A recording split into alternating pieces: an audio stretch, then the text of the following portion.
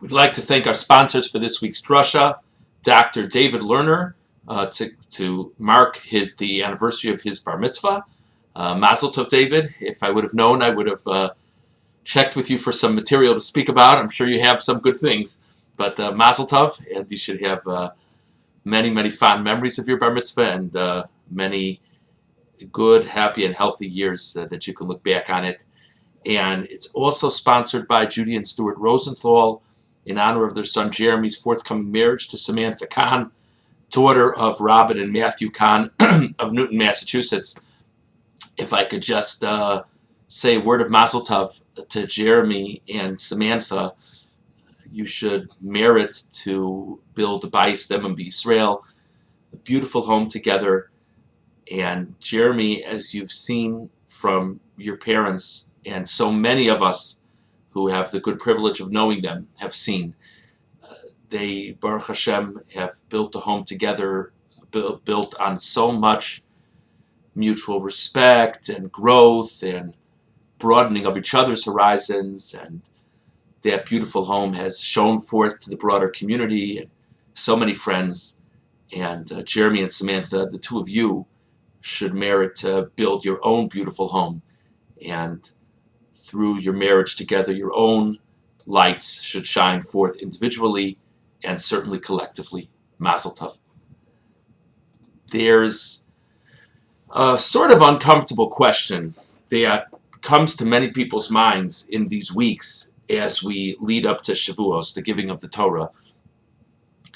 And it's a question that's been posed to me in different ways many times over the years. And that is, the Jewish people received the Torah. The other nations of the world did not receive the Torah. We see ourselves as God's chosen people in this world. We see ourselves as God's chosen nation. How do we look at those men and women on this earth who are not Jewish? Do we look down on them? Do we look upon them with disdain? Do we see them as equals? Well, how can we see them as equals? It feels like we should see them as equals, but if we see them as equals, well, if they're equal to us, why did we receive the Torah and they didn't? Sort of an uncomfortable question, but it's a very fair one. And I would like to share with you what I think is a relevant perspective that comes out of this week's Parsha. At the very beginning of the Parsha, Hashem says to Moshe, to Emor el kohanim bene arun. Speak to the kohanim, the children of Arun, and convey to them the instruction that they may not allow themselves to become ritually impure through exposure to a dead body. Okay? There's a very obvious question to ask on that pasuk, which is, why did it have to say the kohanim are the bene arun? Don't we know by now that the priests are, by definition, the children of Arun? It's been discussed in various Parshios of the Torah up until now. Why did it have to say the kohanim are the children of Arun? Many, many different perspectives on this. We actually, at the Parsha class, we shared this week the Kli Yakar. Among another pshat as well, the Kli Yakar says that there's a duality to the instruction, because the high priest, and the first high priest was Aaron, wasn't even allowed to render himself impure for the passing of a close relative, whereas the other kohanim are allowed to render themselves impure when a close relative passes away, but not people who are not close relatives. And so therefore the Kli Yakar says there's a duality to the instruction. On the one hand, we're referring to them as the sons of Aaron, and we're holding them to a similar standard to which Aaron was held. But on another hand, the next phrase is, V'yamartu alehem, say to them, will hold them to a lesser standard as well. And that's why, whereas Aaron wasn't allowed to make himself impure for anyone's passing, future kohanim are, as long as they're not the high priest, are allowed to make themselves impure for a close relative's passing, but not another's passing. That's one of many, many ideas. But I'd like to share with you another idea, which is from the Kedushas Levi. And the Kedushas Levi says, as the kohanim are being told and being reminded that they have a very special status even among this nation that has a special status. And that special status is reinforced. A person passes away, everyone jumps into action, the Chevra Kadisha, the people who will attend the funeral, so on and so forth. And all the kohanim, unless it happens to be a close relative, stand on the side. Why do they stand on the side? Because they have this exalted role within the Jewish people, and since they have this exalted role, it's not appropriate for them to render themselves impure. So what do they think when they look at themselves in the mirror? The obvious thought is, we're better than the rest of them. The rest of them are very nice people, very lovely, but they're not so holy. They can become impure. They are commanded to become impure. They should become impure when a person passes away, and we're above that. Says the Kedushas Levi, the kohanim are being given a friendly reminder that that's not the way to see things. Emor el kohanim, bene arun. Tell the kohanim, the sons of Arun, remind them that actually it's not that they're better than other people, than other members of the Jewish people. It's who they descend from. They happen to descend from a uniquely sacred human being, Aaron HaKohen, who was an absolute giant among men. And since they descend from Aaron HaKohen, they're given the distinctive and unique role that Aaron HaKohen himself had. But if they wouldn't have descended from Aaron HaKohen, they would be just like everybody else. So it's actually not them, it's who they come from. It's a very, very basic idea, but it's good to think about. It's true for all kinds of distinctions in our lives, whether it be the difference between a Kohen and Levi or other Jews, whether it be the difference between a Jew and members of other nations. I don't think I'm any better than someone who happens to not be a Jew. I think I'm extremely fortunate that I'm given this unique mission in this world, and I have a great responsibility to keep with that mission. But the reason I have that responsibility isn't because God looked at me. It's because God looked at people generations ago.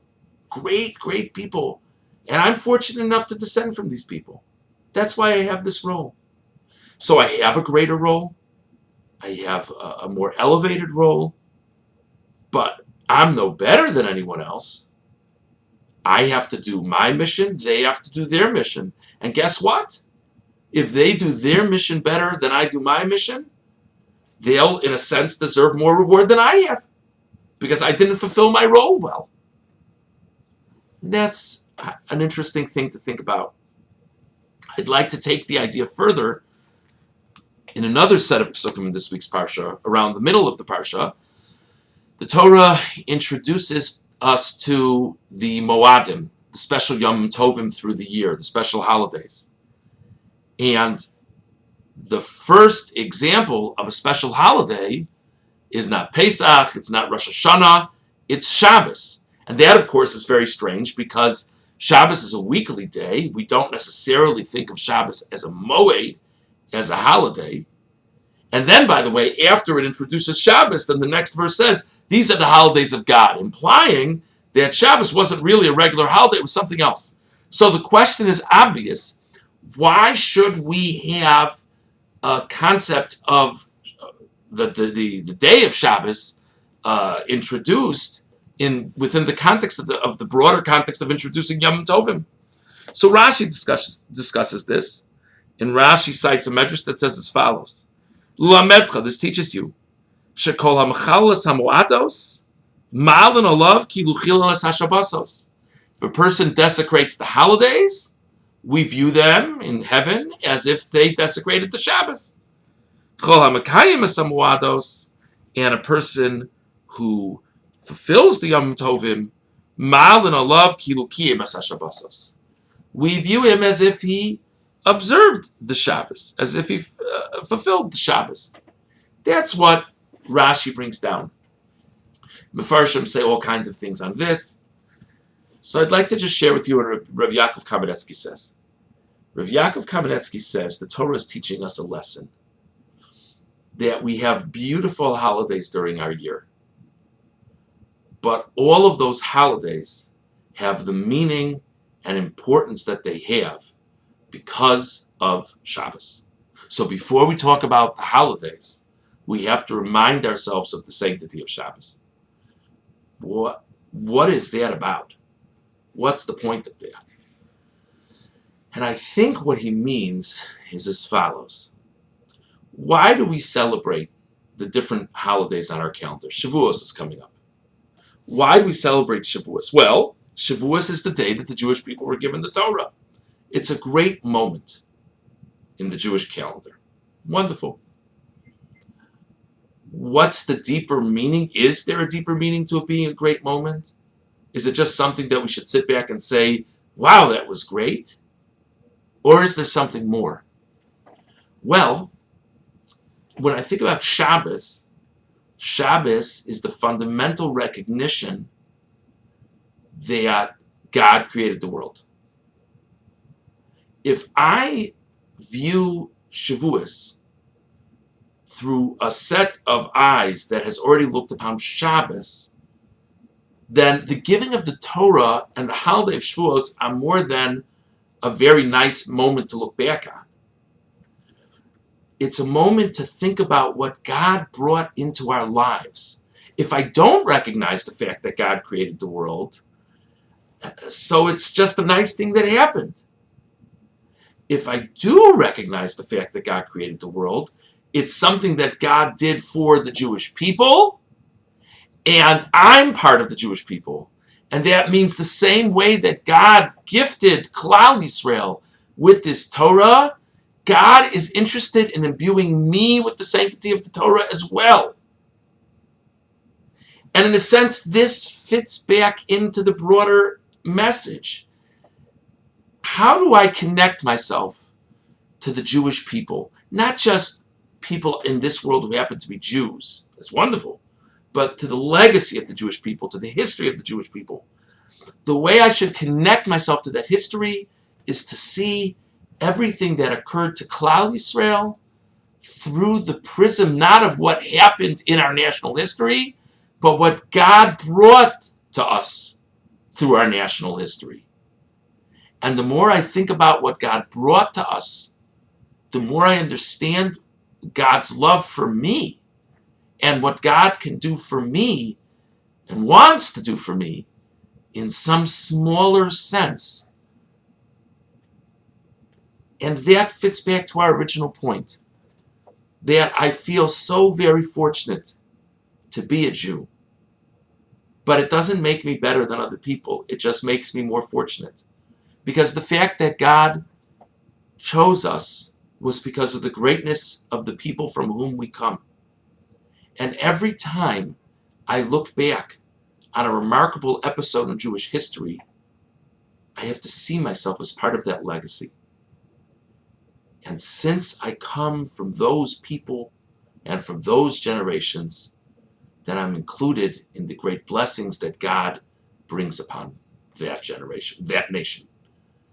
And with God's help, we should all have a wonderful Shabbos, of course, but we should also have significant meaning from each and every mitzvah, each and every positive mitzvah, each and every prohibition, and certainly each Yom Tov that we have on the calendar, and to see ourselves as a link in the chain of the beautiful Jewish legacy. Have a wonderful Shabbos.